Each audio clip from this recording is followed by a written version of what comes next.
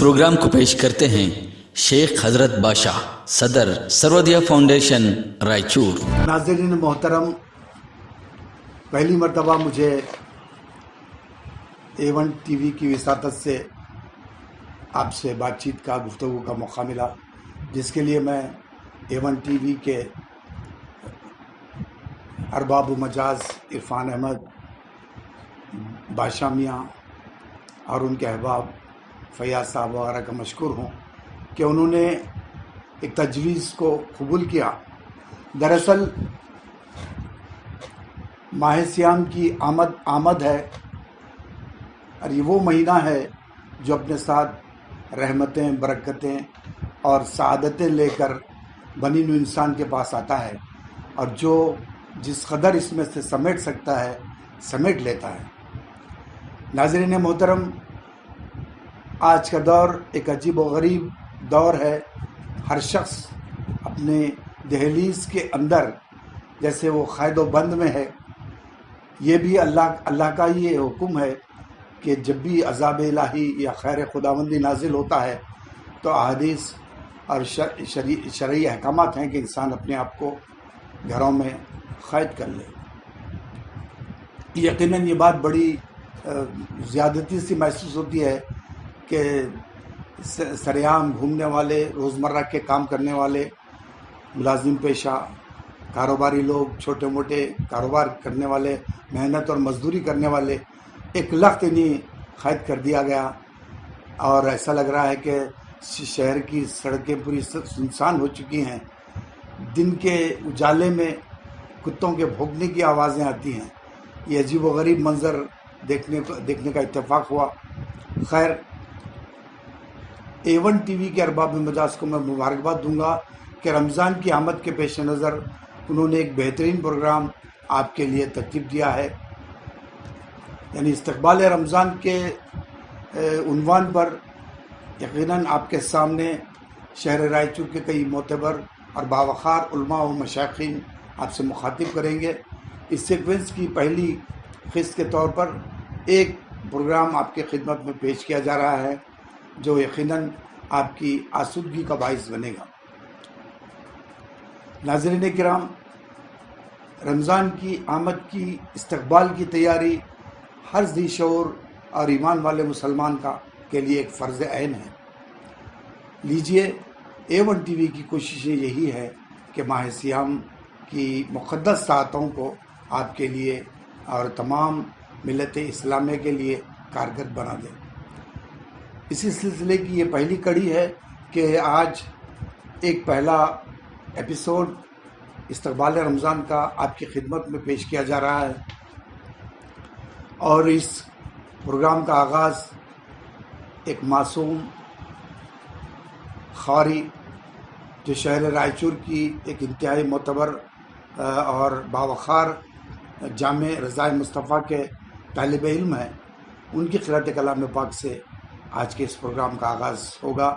मुझे यकीन है कि आप इस मासूम नौनिहाल ख़ारी की क़िरात और उनके फ़न का मुज़ाहरा जो आपके सामने किया जा रहा है, यकीनन वो आपके दिलों को छू लेगा। लीजिए, ख़ारी तौक़ीर रज़ा आपके सामने सहीफ़ा आसमानी कुरान मुअज़्ज़म की तिलावत फरमाएंगे।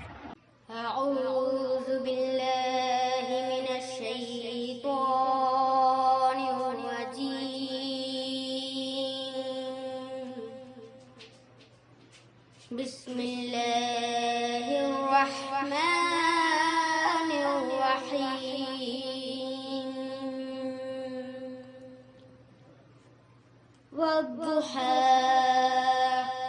वल्लैलि इज़ा सजा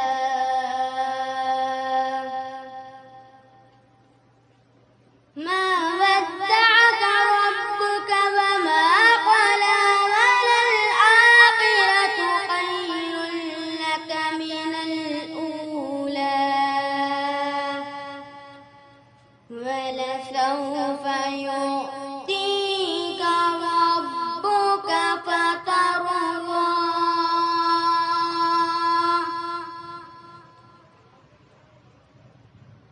अलम यजिदक यतीमन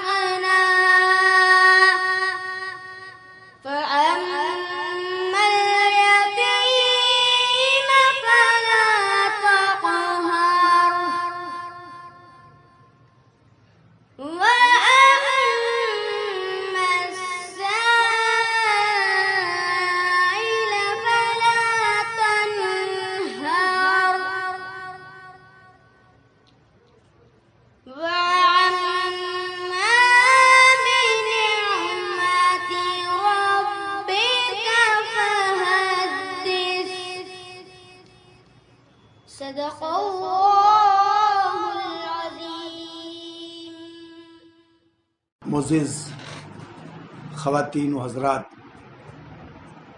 नाज़रीन A1 TV,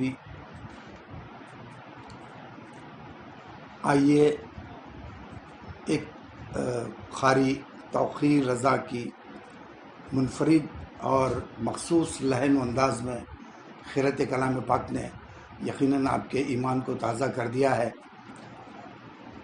अब मैं इस तसलसल को आगे बढ़ाते हुए आपको सरकार मदीना के शहर ले जाना चाहूँगा। दुनिया की कोई महफ़िल, कोई मजलिस उस वक्त तक मुकम्मल नहीं होती जब तक कि उस महफ़िल में सरकार दो आलम सल्लल्लाहु अलैहि वसल्लम का ज़िक्र ना हो।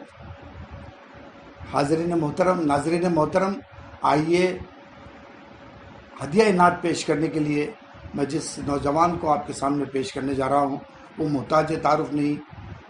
दरअसल मैं आपको पिछले माजी की कुछ घड़ियों में ले जाऊँगा जहाँ आप एक 70, 80, 90 तकरीबन 4 दहों तक मुसलसिल मरहूम मोहम्मद शाह आलम साहब उस ज़माने के मशहूर सना खां गुज़रे हैं।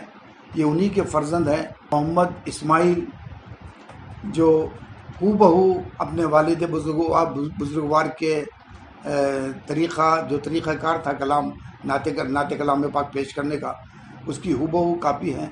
वही अंदाज़ है, वही दिलनशीन आवाज़ है और कलाम में मुंतखबा जो कलाम है इनका बड़ी नुदरत अपने अंदर लिए हुए है।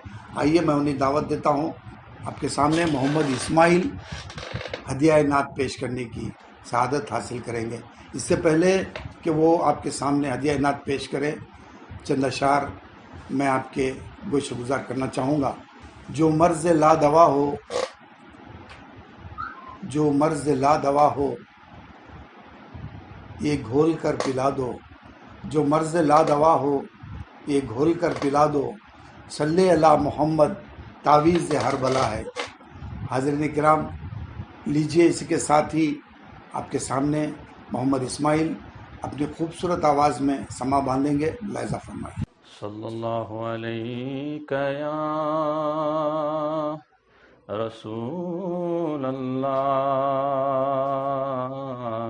वसल्लम अलैका या हबीब अल्लाह।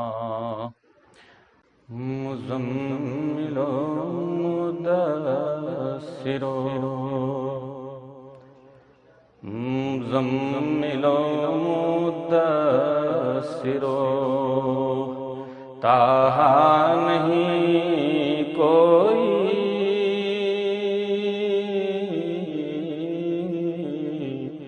मुज़म्मिलो मुदस्सिरो, मुज़म्मिलो मुदस्सिरो,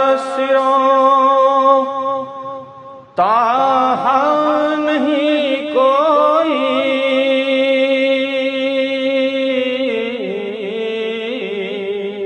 मुज़म्मिलो मुदस्सिरो, ताहा नहीं कोई। कौनैन में इस शान का आखा नहीं कोई, कौनैन में इस शान का आखा नहीं कोई।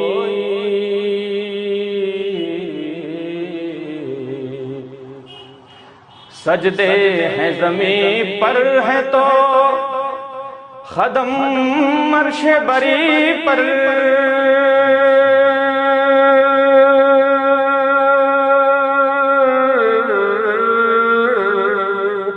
सजदे हैं ज़मीं पर है तो ख़दम अर्श बरी पर। सरकार मेरे आप सा बंदा नहीं कोई, सरकार मेरे आप सा बंदा नहीं कोई।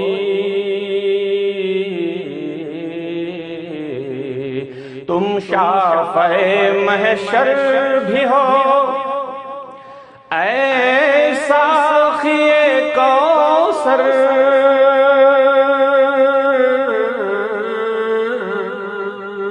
تم شافع محشر بھی ہو، اے ساقی کوثر، اس رتبے کا انسان تو آیا نہیں کوئی، اس رتبے کا انسان تو آیا نہیں کوئی، بھر جاتے ہیں دامان یہاں سب شاہ گدا کے،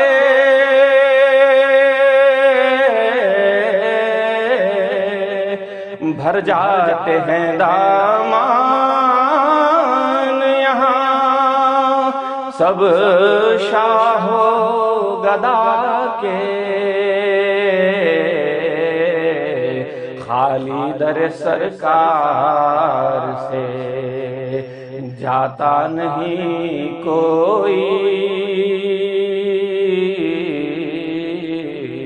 خالی در سرکار سے جاتا نہیں کوئی،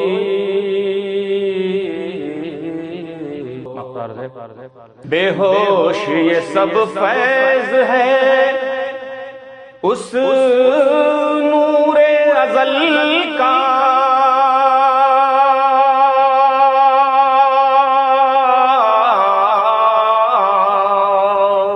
بے ہوش یہ سب فیض ہے اس نور ازل کا، مجھ کو تو کسی بات کا دعویٰ نہیں کوئی، مزمل و مدثر و طٰہٰ نہیں کوئی، کونین میں اس شان کا۔ ناظرین محترم، خیرت اور نعت کے بعد یقیناً آپ کی پوری توجہ ہماری A1 TV کی اس پروگرام کی جانب لوٹ آئی ہے، اور مجھے یقین ہے کہ آپ ہماتن گوش ہمارے اس پروگرام کو دیکھ رہے ہیں، اور مجھے یقین ہے کہ ہمارے اس پروگرام سے ہم آپ کو مایوس نہیں کریں گے، بلکہ آپ یقیناً اس پروگرام کو بار بار دیکھیں گے، یہ میرا ماننا ہے، یہ میرا یقین ہے۔ لیجئے خیرت اور نعت کے بعد، جس سے کہ آپ جانتے ہیں شہر رائے چور اولیاء کرام کا مسکن ہے، صدیوں سے یہاں بزرگان دین کی تشریف آوری ہوتی رہی، اور وہ یہاں پر قیام پذیر رہے، اور انہوں نے اشاعت دین کے لیے اپنی زندگیوں کو وقف کیا۔ ناظرین کرام، جیسا کہ آپ جانتے ہیں کہ سینکڑوں بزرگان دین اس شہر رائے چور کی سرزمین پر آرام فرما ہیں، ان میں ایک بڑا نام آستانہ نور دریا کا ہے، اور یہ خانوادے کے افراد عرصے دراز سے خدمت خلق اور دین کی خدمت پر جٹے ہوئے ہیں۔ یہ وہ روزہ ہے جہاں ہمیشہ بلا خاص و عام ہر ایک کو یہاں سے فیض حاصل ہوتا ہے۔ آستانہ نور دریا کے سجادہ نشین و متولی ڈاکٹر سید شاہ تاج الدین احمد قادری صاحب قبلہ مدث اللہ العالی آج کے اس پروگرام میں نہایت اہم اور کلیدی اپنا خطبہ آپ کے سامنے رکھیں گے، اور فضائل ماہ صیام مبارک کے تعلق سے آپ کے سامنے اپنے زرین خیالات کا اظہار کریں گے۔ نہ صرف یہ بلکہ آج شہر رائے چور جس ماحول سے دوچار ہے، یعنی مختلف قسم کی پابندیاں لگی ہوئی ہیں، ان پابندیوں میں کس طریقے سے آپ روزے افطار سحر کا انتظام کریں گے، اور جو پابندیاں ہیں اس قانون کی پابندیاں کرتے ہوئے کس خطوط پر کس ڈھنگ سے آپ ماہ صیام کا استقبال کرتے ہیں، ان امور پر یقیناً علی مقام محترم سید تاج الدین احمد قادری صاحب قبلہ اپنے خیالات کا اظہار کریں گے۔ بسم اللہ الرحمن الرحیم۔ ماہ رمضان المبارک ایک ایسا مہینہ ہے جس کو اللہ تبارک و تعالیٰ نے اپنا مہینہ قرار دیا ہے۔ جیسے کہ احادیث میں آتا ہے کہ شعبان نبی کریم صلی اللہ علیہ وسلم کا مہینہ ہے اور رمضان اللہ تبارک و تعالیٰ کا مہینہ ہے۔ اس مہینے میں اللہ تبارک و تعالیٰ نے 3 دہے رکھے ہیں۔ پہلا دہا رحمت ہے، دوسرا دہا برکت ہے، تیسرا دہا مغفرت ہے۔ تو اللہ تبارک و تعالیٰ کے پیارے حبیب صلی اللہ علیہ وسلم ارشاد فرماتے ہیں کہ اللہ تبارک و تعالیٰ اس مہینے میں کما حق ہو اس کے تمام احکامات اور اس میں جو کچھ بھی اللہ تبارک و تعالیٰ نے عبادتیں ریاضتیں بندگان خدا کے سپرد فرمایا ہے، وہ کما حق ہو اگر ادا کرتا ہے تو پیارے رسول صلی اللہ علیہ وسلم فرماتے ہیں کہ اس کا اجر اللہ تبارک و تعالیٰ ہے۔ کسی عبادت میں، کسی ریاضت میں، کسی اعمال میں مختصر کسی کو جنت عطا ہے، کسی کے اعمال پہ مغفرت عطا ہے، برکتیں عطا ہے، رحمتیں عطا ہے، مگر رمضان ایک مہینہ ایسا ہے جس کا صلہ اور جس کی کاوشوں کا نتیجہ اللہ تبارک و تعالیٰ خود اس کے لیے حاصل ہو جاتا ہے۔ جب اللہ خود حاصل ہو جائے تو پھر کیا کہنے کہ بندہ خدا کا ہو جاتا ہے، خدا بندہ کا ہو جاتا ہے۔ تو یہ رمضان جیسے کہ اللہ تبارک و تعالیٰ نے اپنے کلام پاک میں ارشاد فرمایا، شہر رمضان الذی انزل فیہ القرآن ہدی للناس وبینات من الہدی والفرقان۔ اللہ تبارک و تعالیٰ اس رمضان میں ایک ایسی رات رکھا جس میں اللہ تبارک و تعالیٰ نے اس میں قرآن پاک کو نازل فرمایا۔ اس لیے اس کی طرف اشارہ فرماتے ہوئے کلام پاک میں شہر رمضان الذی انزل فیہ القرآن کہا کہ یہ وہ مہینہ ہے جس میں قرآن کو نازل کیا گیا ہے، اور قرآن اللہ تبارک و تعالیٰ کا کلام ہے۔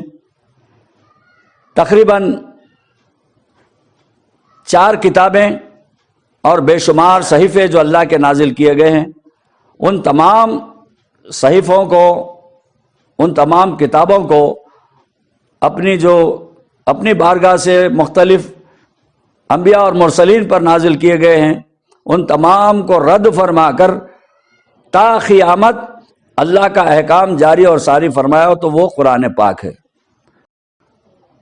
A1 ٹی وی اردو جو شہر ریچور میں کافی اچھے خدمات انجام دے رہی ہے، اس کی جانب سے استقبال رمضان کے تعلق سے جو یہ سوچ بہت ہی قابل تحسین سوچ ہے، تاکہ بندگان خدا کو، خصوصاً تشنگان قرآن کو گھر بیٹھے ان کے مختلف مشائخ، علماء اور حفاظ، ان تمام کے زبان سے نکلے ہوئے، چاہے وہ مسائل ہوں، چاہے وہ اعمال ہوں، چاہے وہ قرات ہو، ان تمام سے گھر بیٹھے محسوس کیا جا سکتا ہے اور اس کا اجر عظیم حاصل کیا جا سکتا ہے۔ رہی بات یہ کہ استقبال رمضان بہت زمانے سے مناتے آ رہے ہیں، مگر یہ کسی کی نئی ایجاد نہیں ہے، یہ بدعت نہیں ہے، بلکہ استقبال رمضان خود سرکار کائنات صلی اللہ علیہ وسلم منایا کرتے تھے، اور اس کا استقبال 15 شعبان المعظم سے ہی ہوا جاتا تھا۔ حدیث میں آتا ہے کہ سرکار دو عالم صلی اللہ علیہ وسلم شعبان کے مہینے میں مسلسل آپ روزہ رکھا کرتے تھے۔ صحابہ نے پوچھا، یا رسول اللہ، آپ رمضان کے روزے جو فرض کیے گئے ہیں اس سے ہٹ کر آپ شعبان میں رکھتے ہیں، تو آپ نے فرمایا کہ میں رمضان کے مہینے میں جو اللہ کا یہ مقدس مہینہ ہے اس کا استقبال میں شعبان ہی سے کرتا ہوں، لہذا شعبان سے ہی میں روزے رکھتا ہوں۔ تو یہ شعبان المعظم نہایت سرکار کائنات صلی اللہ علیہ وسلم کا مہینہ ہے، اور سرکار کائنات صلی اللہ علیہ وسلم رمضان کے مہینے کا استقبال شعبان کی 15ویں تاریخ سے ہی شروع فرمایا کرتے تھے، اور وہاں سے ہی روزے رکھنا شروع کرتے تھے۔ یہ سنت رسول صلی اللہ علیہ وسلم ہے۔ بہت سارے صوفیاء کرام، مشائخین عظام، اولیاء ذوی الاحترام اس پیارے آقا کی سنت کو شعبان سے ہی آپ روزے رکھ کر رمضان کا استقبال کیا کرتے تھے۔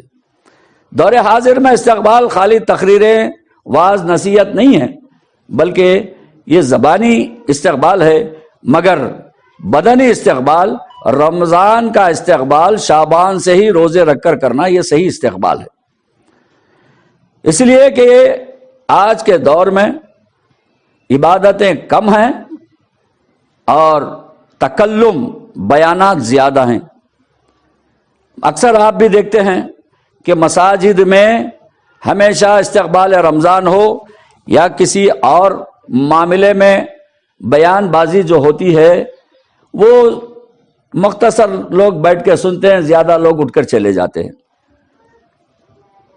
یعنی اللہ اور اس کے رسول کے تعلیمات سے لوگ اپنے آپ کو دور کرتے چلے جا رہے ہیں، اور ایسا کرنے سے اللہ تبارک و تعالیٰ نے یہ کرونا جیسے وائرس جو عذاب کی شکل میں بندگان خدا پر نازل فرما دیتا ہے۔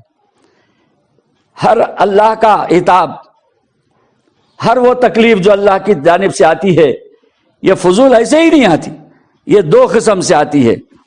ایک یہ ہے کہ اللہ تعالیٰ کی آزمائش ہوتی ہے، اللہ اپنے بندوں سے آزماتا ہے، اور اس آزمائش پر کما حق ہو اگر بندہ ثابت ختم ہے تو اللہ تبارک و تعالیٰ اس کو بشارت دیتے ہیں کہ وہ ان آفات اور بلیات سے صبر اور تحمل کے ساتھ برداشت کرتا ہے۔ وَبَشِّرِ الصَّابِرِينَ، اللہ تعالیٰ اس کو بشارت دیتے ہیں کہ صابروں میں شامل کر دیا گیا ہے۔ صابروں میں اس لیے شامل کیا، یہ نہیں بولا کہ وَبَشِّرِ الصَّابِرِينَ کے ذریعے وَبَشِّرِ الْمُبَشِّرِينَ وَبَشِّرِ جنت النعیم، یہ نہیں فرمایا، بلکہ صابرین۔ صابر اس لیے فرمایا گیا کہ یہ تمام اللہ کی نعمتوں میں سے سب سے بڑی نعمت وہ ہے صابرین کی ہے، اس لیے کہ ان اللہ مع الصابرین، اللہ تبارک و تعالیٰ صابروں کے ساتھ ہو جاتا ہے۔ جب اللہ کسی کے ساتھ ہو جائے تو اس سے بڑھ کر کسی کی اور نعمت نہیں ہے۔ تو حضرات گرامی، رمضان المبارک اس کا استقبال شعبان سے ہی ہونا چاہیے، اور اولیاء کرام کا یہ طریقہ کار رہا ہے کہ وہ شعبان کے مہینے سے روزے بھی رکھتے، اگر نہیں رکھ سکتے تو تلاوت کلام پاک کرتے، اور اس کے ساتھ درود شریف کی مجالس رکھتے، اذکار کی مجالس رکھتے، اور اپنے لوگوں کو شعبان کے مقدس مہینے کے معلومات بہم فراہم کرتے، اس کے مسائل بیان کرتے، تاکہ شعبان کے مہینے میں اس کو ٹریننگ دی جائے رمضان کے کما حق اس کے اللہ تبارک و تعالیٰ کے نعمت اور اکرام سے مستفید ہونے کے لیے۔ لہذا شعبان المعظم یہ نبی کریم صلی اللہ علیہ وسلم کا ہے، اس لیے کہ جو نبی سے نسبت ہوتی ہے وہ درسگاہ کہلاتی ہے، جو اللہ سے نسبت ہوتی ہے وہ عبادت اللہ کہلاتی ہے۔ نبی کا آستانہ وہ جہان کے لیے رحمت ہی نہیں بلکہ یہ اسلام اور اسلامیات کی درسگاہ ہے۔ یہ درسگاہ نبی کریم صلی اللہ علیہ وسلم اعلان نبوت کے بعد سے لے کر آج تک بھی گو ہماری آنکھوں سے وہ دور ہیں، مگر آپ کا آستانہ آج بھی درسگاہ اسلام ہے۔ وہاں پر جا کر بیٹھ جاتے ہیں۔ یہ میرا تجربہ ہے کہ میں نے کئی مسائل جو میں ان مسائل میں الجھ چکا تھا، کسی کتاب میں کچھ ہے، کسی کتاب میں کچھ ہے، لیکن میں نے جب بارگاہ رسالت مآب صلی اللہ علیہ وسلم میں جا کر بیٹھا تو خود بخود ذہن میں، القاء میں وہ مسائل حل ہوتے ہوئے آج بھی نظر آتے ہیں۔ کیوں نہ ہو کہ بہت سارے بزرگان دین ایسے ہیں جو اس دھرتی پر چلتے پھرتے بھی فیض فرماتے تھے، اور اس دھرتی سے چھپ جا کر وہاں سے بھی فیض فرماتے ہیں۔ حضرت امام شافعی رحمۃ اللہ علیہ جو بہت بڑے امام ہیں، ہمارے اہل سنت والجماعت میں 4 ائمہ کرام ہیں، جس میں سے امام اعظم ابو حنیفہ جن کا درجہ بہت زیادہ ہے، اس کے بعد امام شافعی ہے، امام مالک ہیں، امام احمد بن حنبلی رضی اللہ تعالیٰ عنہم ہیں۔ یہ وہ 4 ائمہ کرام ہیں جن کے اٹھنا بیٹھنا چلنا پھرنا مسائل وغیرہ میں اختلاف ضرور ہے، مگر چاروں کا اختلاف قرآن اور سنت سے ثابت ہے، لہذا چاروں ائمہ کے جتنے بھی معاملات ہیں وہ حق بجانب ہیں اور قرآن اور سنت سے ثابت ہیں۔ ایک بات میں آپ کو بتانا چاہتا ہوں کہ ان چاروں اماموں کے اختلافات کے باوجود یہ نماز میں بھی اختلاف ہے، وضو میں اختلاف ہے، حج کرنے میں اختلاف ہے، وضو کرنے میں اختلاف ہے، تیمم میں اختلاف ہے، مختلف امور شریعہ میں اختلاف ضرور ہے، مگر وہ اختلاف قرآن اور سنت سے ثابت ہے۔ اگر کسی کی پیروی کرتا ہے تو وہ شافعی ہو وہ بھی حق بجانب ہو، حنبلی ہو وہ بھی حق بجانب ہے، مالکی ہو وہ بھی حق بجانب ہے، اور وہ حنفی ہو وہ بھی حق بجانب ہے۔ تو ان چاروں ائمہ کرام کے نزدیک استقبال رمضان سب کی نظروں میں عام ہے، اور سب نے یہ کہا کہ استقبال رمضان اصل معنوں میں رمضان کی تیاری ہو اس کو استقبال کہتے ہیں۔ استقبال کے معنی ایسا نہیں بھی کوئی آیا اس کا پھولکار ڈالے اس کا استقبال کی، یہ ایسی بات نہیں ہے۔ رمضان کا استقبال صحیح معنوں میں رمضان میں جو احکامات ہیں، قرآن کی تلاوت ہے، وہاں پر تراویح وغیرہ ہے، اور وہاں پر اللہ اور اس کے رسول سے قربیت کے سامان ہیں، ان تمام کو بہم انسان کیسے حاصل کرنا اس کی ٹریننگ دی جاتی ہے، اس کو استقبال رمضان کہتے ہیں۔ استقبال رمضان خالی تقریر کرنے سے استقبال رمضان نہیں ہے، بلکہ استقبال رمضان حقیقت میں وہ ہے جو رمضان میں آنے والے تمام مسائل کی طرف بندے کی توجہ کر دے کہ اس میں یہ انعامات ہیں، یہاں اللہ تبارک و تعالیٰ کے یہ رحمتیں نازل ہوتی ہیں، برکتیں نازل ہوتے ہیں، استغفار ہے، یہ دوزخ سے بچنے کے مقام بھی اسی میں ہیں کہ وہ کیسا حاصل کرنا، کس وقت حاصل کرنا، کس طریقے سے حاصل کرنا، یہ اگر بندگان خدا کے سامنے پیش کیا جائے اور اس کا طریقہ بتا دیا جائے تو یہ صحیح معنوں میں رمضان کا استقبال ہے۔ اور رمضان چونکہ دور حاضر میں تمام چاروں ائمہ کے نزدیک یہ متفقہ طریقہ ہے کہ رمضان کا چاند دکھتے ہی سرکش شیاطین کو مقید کر دیا جاتا ہے، مگر آج کا معاملہ ایسا ہے کہ اللہ تعالیٰ اپنے بندوں کو آزما رہا ہے کہ رمضان سے پہلے بندگان خدا کو اپنے اپنے گھروں میں والنٹرلی طریقے سے خود ساختہ مقید ہونے کے احکامات حکومتوں کی جانب سے آئیں، اس لیے کہ یہ کرونا وائرس کی وبا کا واحد علاج ہے جو اپنے آپ کو تنہائی اور اپنے آپ کو گھر میں مقید کر لیں۔ زیادہ پھرتے رہیں گے تو یہ وائرس ایسا ہے، یہ ماسک وغیرہ لگا رہے ہیں، یہ ماسک در حقیقت یہ وائرس داخل ہونے کا طریقہ نہیں ہے، بلکہ حقیقت میں یہ ایک ایسا جراثیم ہے جو ایک دوسرے کے سامنے 5 فٹ کے اندر یہ ایک دوسرے میں منتقل ہوتا ہے۔ جب 5 فٹ سے زیادہ انسان دور ہو جاتا ہے تو یہ اس کی طاقت نہیں ہے کہ 5 فٹ سے زیادہ چھلانگ لگا کر دوسرے کے پاس چلے جائے، لہذا WHO والے بھی کہ یہ اپنے آپ کو ایک دوسرے سے 5-6 فٹ کی دوری پر رہ کر گفتگو کرنے کے صلاح دیے ہیں۔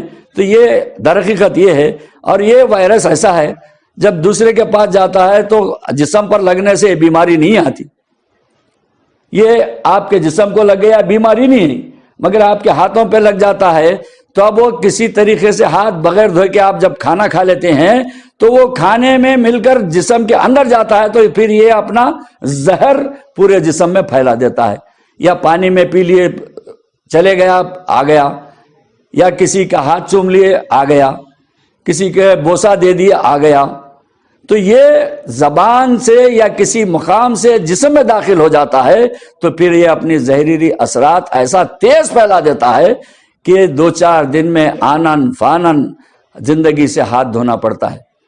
تو اسی کے مد نظر دنیا میں اب تک جتنے بھی اللہ کے بلیات نازل ہوئے ہیں ان سب میں سب سے زیادہ خطرناک بلا وہ کرونا وائرس ہے، اس لیے کہ آج پورے مسجدوں کو تالے لگا دیے گئے ہیں، درگاہوں کو تالے لگا دیے گئے ہیں، چونکہ جہاں ازدحام زیادہ ہوتا ہے وہاں پر یہ وائرس ایک دوسرے سے منتقل ہو کر یہ اپنی بربریت اور اپنی دہشت عام کر دیتا ہے۔ اس کے مد نظر آج اس سال چونکہ بندہ بھی اپنے گھر میں مقید ہو کر اللہ کو ڈائریکٹ اپنے اور اللہ کے درمیان میں کوئی چیز حائل ہوئے بغیر وہ توبہ اور استغفار کر کے اس بلا سے نجات حاصل کر سکتا ہے۔ رہی بات یہ کہ اس بار رمضان میں آپ کو رمضان میں نماز تراویح پڑھنے سے ممانعت کی جا چکی ہے، مگر 4 آدمی یا 5 آدمی اپنے مسجدوں میں تراویح کا اہتمام کیا کر سکتے ہیں۔ اگر یہ نہ ہو تو اپنے گھروں میں ڈسٹینس باقی رکھتے ہوئے، دوری رکھتے ہوئے گھر کے اندر سماعت قرآن کو آپ اس کا اہتمام کر سکتے ہیں، تراویح کی شکل میں بھی کر سکتے ہیں، یا یہ قاری یا حافظ قرآن بیٹھ کر تلاوت کرے تو ڈسٹینس رکھتے 5 فٹ کے دور پر رہ کر یہ تلاوت کلام پاک کو سماعت کر سکتے ہیں۔ یہ چونکہ قرآن پاک کا ورد رمضان کے لیے خاصہ ہے، اور رمضان میں سب سے زیادہ اللہ تبارک و تعالیٰ کو پسندیدہ چیز ہے تو وہ ہے تلاوت کلام پاک۔ اور تمام صوفیاء کرام اولیاء اعظام کے لیے تراویح کے ساتھ ساتھ اللہ تبارک و تعالیٰ کے پیارے حبیب صلی اللہ علیہ وسلم پر اور ان کے اصحاب پر درودوں کی بوچھار کرنا یہ رمضان کے لیے یہ خوش آئندہ بات ہے۔ مسائل کو ان ائمہ بہتر جانتے ہیں کہ یہ شریعت کے سمندر میں غوطہ لگا کر جو مسائل اکٹھا کیے جاتے ہیں انسان آسانی کے ساتھ اس پر چلتا ہے، کوئی حنفی بنتا ہے، کوئی شافعی بنتا ہے، کوئی مالکی بنتا ہے، کوئی حنبلی بنتا ہے۔ یہ چاروں حق بجانب ہمارے سلاسل ہیں، ہمارے ائمہ کرام ہیں، ان کے بتائے ہوئے طریقے حق بجانب ہیں۔ تو تمام ائمہ کے نزدیک تراویح خود ایک بدعت حسنہ ہے۔ جو 20 رکعت ہم جو تراویح پڑھ رہے ہیں تو حضور کریم صلی اللہ علیہ وسلم کے زمانے میں لوگ صحابہ کرام علیحدہ تراویح کا اہتمام کیا کرتے تھے، اور کوئی 8 رکعت پڑھتا تھا، کوئی 20 رکعت پڑھتا تھا، مگر کثرت صحابہ نے 20 رکعت تراویح کا اہتمام کیا کرتے تھے۔ لیکن یہ جو جماعت جو آپ تراویح میں جماعت کے ساتھ جو تراویح پڑھتے ہیں یہ سرکار کے زمانے میں بھی نہیں تھا، صدیق اکبر کے زمانے میں بھی رضوان اللہ تعالیٰ عنہ کے زمانے میں بھی نہیں تھا۔ یہ حضرت عمر رضی اللہ تعالیٰ عنہ نے، جس میں کثیر تعداد میں جب مسلمان داخل ہو گئے اسلام میں، تو آپ دیکھ کر سب کے لیے بھلائی کے لیے آپ نے رمضان کی 20 رکعت نماز با جماعت کا اہتمام حضرت سیدنا عمر فاروق رضی اللہ تعالیٰ عنہ نے قائم کیا، اور آپ نے بلایا کہ ھذا بدعۃ حسنہ، یہ بدعت حسنہ ہے۔ تو معلوم یہ ہوا کہ ہم سنی جماعت ہیں، ہم جہاں نبی کے اسوہ پر چلتے ہیں وہاں اصحاب نبی کے اسوہ بھی چلنا یہ اہل سنت والجماعت کا شیوا ہے، اور ان کا یہ طرہ امتیاز ہے۔ لہٰذا ہم صحابہ کرام کے طریقے کو اپناتے ہیں، جیسے کہ سرکار کائنات صلی اللہ علیہ وسلم نے خود ارشاد فرمایا اصحابی کالنجوم من اہتدیتم فہو النجاۃ، کیا میرے صحابہ ستاروں کے مانند پھیلے ہوئے ہیں، جس کسی بھی آپ اقتدا کر لیتے ہیں تو آپ کامیاب اور کامران ہوتے ہیں۔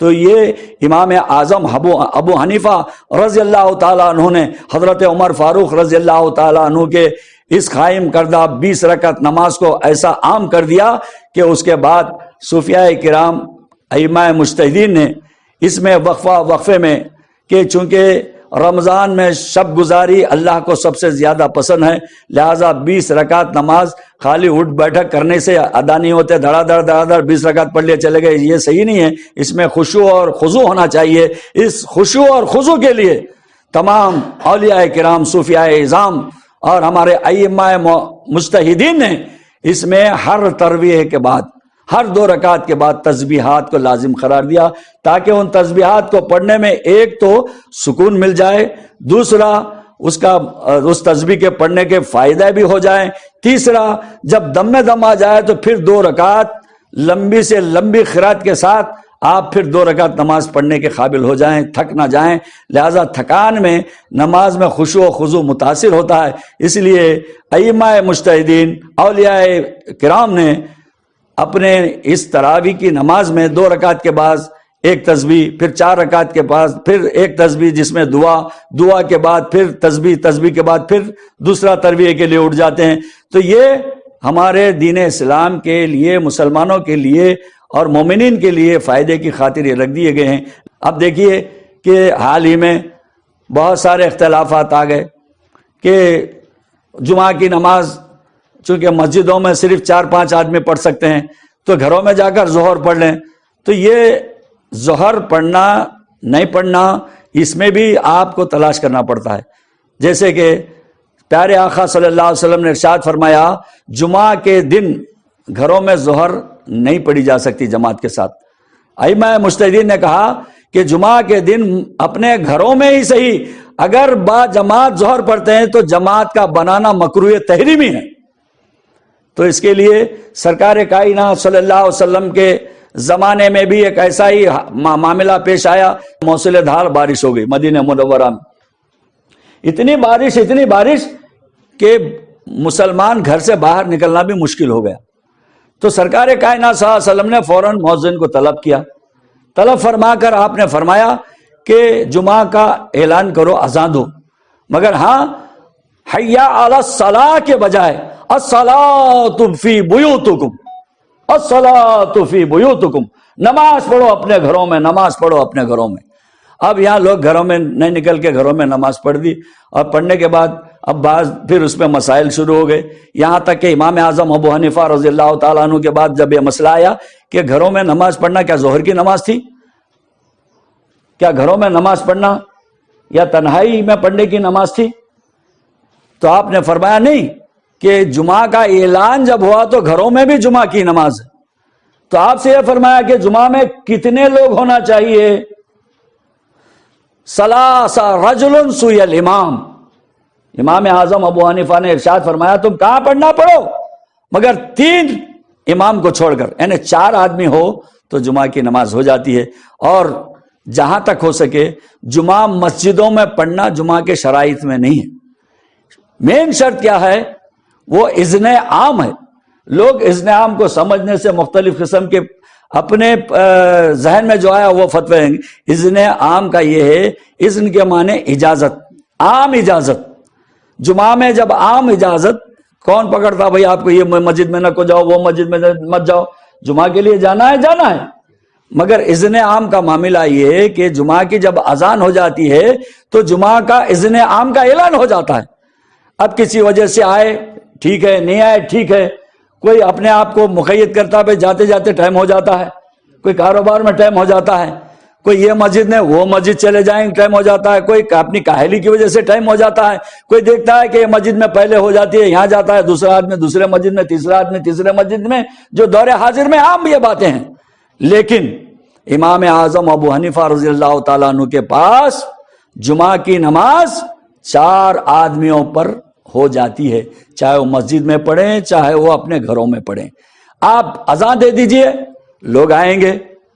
اب آپ چونکہ حالات حاضرہ میں 4-5 آدمیوں سے زیادہ اکٹھا ہونا، یہ وائرس کا منتقل ہونا ہے، یہ وبا کا عام ہونا ہے، اسے بچنے کے لیے گھروں میں بھی 4 آدمی اب اگر آتے ہیں آ کر جمعہ کی نمازیں آپ پڑھ سکتے ہیں. یہ امام اعظم ابو حنیفہ رضی اللہ تعالیٰ عنہ کا متفقہ فیصلہ ہے.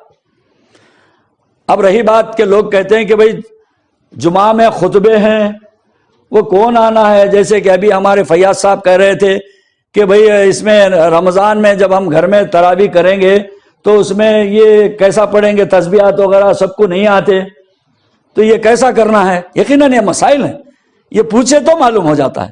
تو مسائل یہ ہیں کہ اس میں اگر آپ نہیں آتے تو یہ نماز نہیں ہے کہ بھئی ادھر ادھر قرآن کو دیکھ کر پڑھو، یہ دیکھ کر پڑھو، یہ نہیں ہے. کوئی ایک پڑھنے والا آ گیا، آپ کو ایک پرچہ ہاتھ میں دے دیجئے کہ ہر نماز کے بعد آپ ہے نا دیکھ کے اپنی تسبیحات پڑھ لے سکتے ہیں. اگر یہ بھی نہیں ہے تو 2 رکعت کے بعد جو حرمین شریفین کے اس زمانے کے ائمہ مجتہدین نے کہا کہ 4 رکعت میں تسبیح پڑھنا لازم ہے، لہذا تسبیح پڑھنے سے اس میں سکون ملتا ہے، ٹائم ملتا ہے اللہ کی تسبیح اور تحلیل ہو جاتی ہے، اللہ بھی خوش ہوتا ہے اور اپنے آپ کو ریلیکس بھی مل جاتا ہے۔ تو یہ ہر معاملے جو اولیاء مجتہدین ائمہ کرام نے جو قائم کیے ہیں وہ ہماری اور آپ کی تکالیف کو دور کرنے کا باعث ہیں اور اسی میں رحمت ہے۔ تو میں کہہ رہا تھا کہ اگر جمعہ کا خطبہ نہیں آتا، کہ جمعہ کا خطبہ اس میں فرض ہے، واجب ہے، یہ کیسا کریں گے آپ؟ تو امام اعظم ابو حنیفہ رضی اللہ تعالیٰ عنہ کے پاس جمعہ کے شرائط خطبہ جمعہ میں اگر الحمدللہ بول دے تو جمعہ کا خطبہ ادا ہو جاتا ہے۔ کس کے پاس؟ امام اعظم ابو حنیفہ رضی اللہ تعالیٰ عنہ کے پاس۔ جب پہلے آپ اللہ کی تسبیح بیان کر دیے، تعریف کر دیا، الحمدللہ، یہ شرط جمعہ ہے، جمعہ کا خطبے کا اس کی شرط ہے، الحمدللہ پڑھ لے تو جمعہ ہوگی۔ تو اب کون سا ایسا بندہ ہے جس کو سورہ فاتحہ نہیں آتا؟ اٹھ کے الحمدللہ رب العالمین پوری سورہ فاتحہ پڑھو۔ یا کون ایسا آدمی ہے جو نماز پڑھتا ہے اس کو ضم سورہ نہیں آتا؟ ایک ضم سورہ بھی پڑھ لو، یا کوئی حدیث یاد ہے تو وہ بھی پڑھ لو۔ اس وقت کی ہونا ضروری نہیں ہے، اللہ کی تسبیح ہونا، نبی پہ صلاۃ و سلام ہونا اور کوئی ہدایت کی بات ہونا، یہ جمعہ کا ہے۔ یہ آ گیا تو الحمدللہ پڑھ لو، الحمدللہ رب العالمین پڑھ لو، الرحمن الرحیم پڑھو، تو پہلا جمعہ کا پہلا خطبہ ہو جاتا ہے۔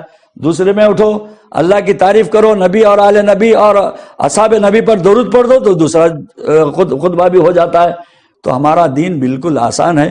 یہ آج یہ ضروری ہے کہ بہت سارے لوگ گھر میں جو ظہر پڑھ لو، گھر میں یہ کر لو، ارے پڑھ لو، تمہاری مرضی کی بات ہے، مگر یہ فرض، یہ واجب یہ نہیں ہے، بلکہ امام اعظم کے پیروکار اگر ہیں تو آپ 4 آدمی جب اکٹھا ہو جاتے ہیں تو آپ جمعہ پڑھ لے سکتے ہیں، جہاں بھی پڑھ سکتے ہیں، راستے میں پڑھ سکتے ہیں، گھروں میں پڑھ سکتے ہیں، چھتوں میں پڑھ سکتے ہیں، مسجد میں پڑھ سکتے ہیں، درگاہوں میں پڑھ سکتے ہیں، جہاں موقع ملا وہاں پڑھ سکتے ہیں۔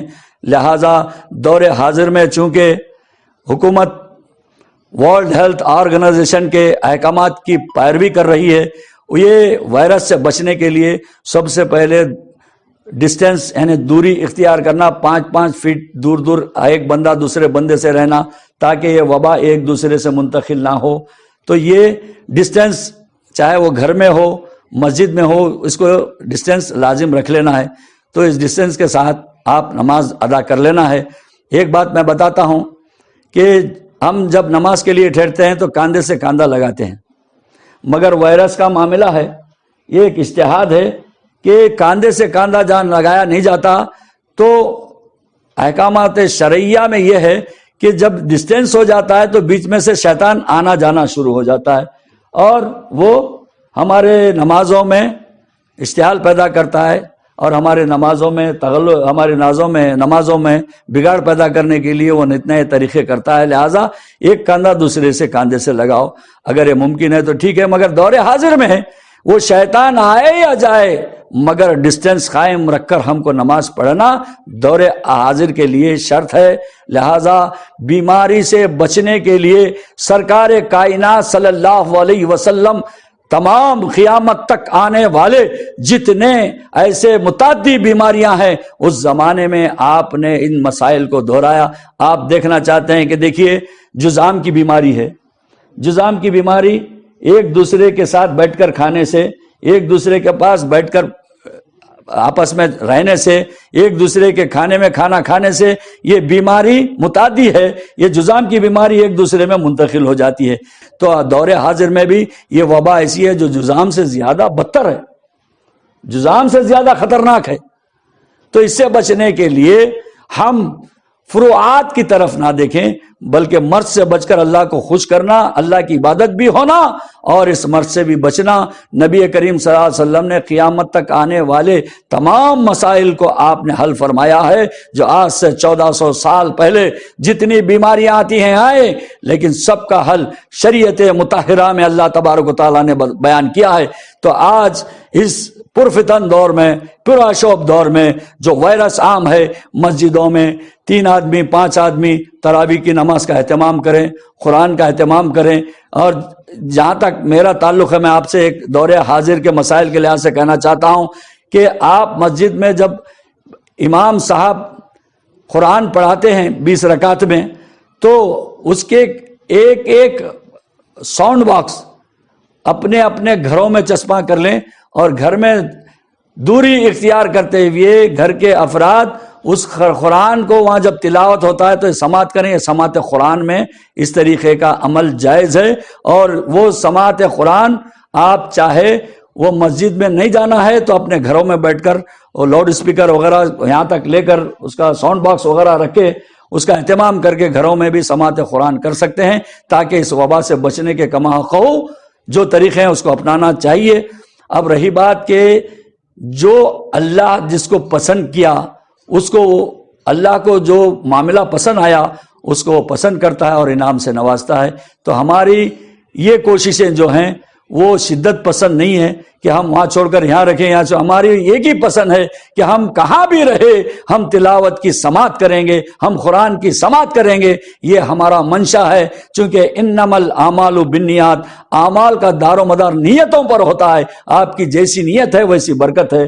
لہذا رمضان کے ان فیوز اور برکات سے مستفید ہونے کے لیے اپنے اپنے گھروں میں سماعت خانی کا انتظام کریں. اگر ایک امام مسجد میں 3-4 آدمی کو نماز پڑھا کر نکلتا ہے تو اسی حافظ قرآن کو اپنے اپنے گھروں میں رکھ کر ان کو ایک جگہ بٹھائیے, دوری کا انتظام 5-5 فیٹ پر لوگ بیٹھ جائیں, وہ تلاوت کلام کریں گے تو آپ سنتے رہیں گے, یہ بھی تلاوت کلام پاک کے سننے میں برابر کے شریک رہیں گے.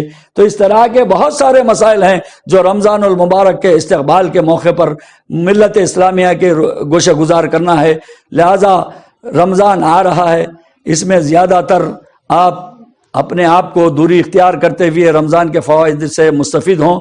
رمضان میں آپ مسجد میں ہی جا کر پڑھنا ضروری نہیں ہے. صحابہ کرام مسجدوں میں نماز پڑھنے کے سے ہٹ کر اپنے گھروں میں نماز پڑھ لیا کرتے تھے. اور امام اعظم ابو حنیفہ رضی اللہ تعالیٰ عنہ ان کے اس میں ہے کہ آپ رمضان المبارک ہی نہیں, اکثر اوقات صبح سے شام تک ایک دن میں ایک کلام اللہ مکمل ختم کیا کرتے تھے. ہم اور آپ ایک ایسے امام کے مخلد ہیں جو ہمارا امام تلاوت کلام پاک کا حد درجہ احترام کرتے ہوئے روزانہ ایک کلام اللہ کی تلاوت کرنے والا امام رضی اللہ تعالیٰ عنہ ہے. ہم کو بھی چاہیے کہ ہم دیکھ کر ہوں یا سن کر ہوں یا کسی کی زبان سے سن کر ہوں یا اپنی زبان میں لو یا بچوں کو دوسرے پڑھنے لگاؤ یا عورتیں پڑھ لے تو مرد بیٹھ کر سن سکتا ہے, مرد پڑھ لے تو عورتیں بچے سن سکتے ہیں. یہ تلاوت کلام پاک رمضان کے شرائط میں سے ایک ہیں جو سب سے زیادہ اللہ کو پسندیدہ ہیں.